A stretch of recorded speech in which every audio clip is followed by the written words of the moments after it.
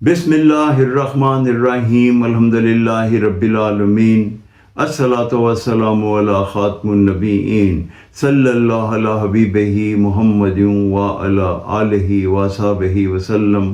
السلام علیکم ورحمۃ اللہ وبرکاتہ۔ میری آج کی حدیث صحیح بخاری 43 نمبر۔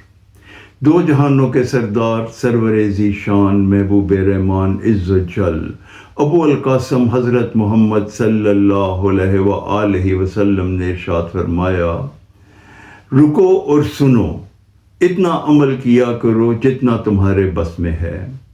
اللہ تعالیٰ ثواب دیتے ہوئے نہیں تھکتا، تم عمل کرتے ہوئے تھک جاتے ہو۔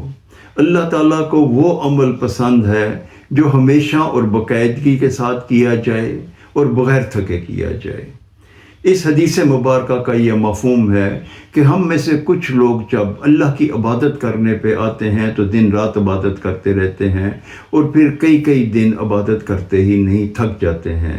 نبی پاک صلی اللہ علیہ وسلم نے ہم پہ یہ واضح کر دیا کہ اللہ تعالیٰ کو وہ عبادت پسند ہے جو ہمیشہ کی جائے، باقاعدگی سے کی جائے، چاہے وہ تھوڑی کی جائے اور بغیر تھکے کی جائے۔ وہ عبادت اللہ تعالیٰ کو پسند ہے، مگر وہ خشوع و خضوع سے کی جائے اور باقاعدگی سے کی جائے۔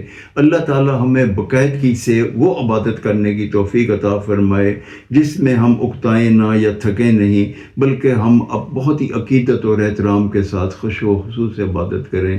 اللہ تعالیٰ ہمیں ایسا کرنے کی توفیق عطا فرمائے، آمین یا رب العالمین۔ السلام علیکم ورحمۃ اللہ وبرکاتہ۔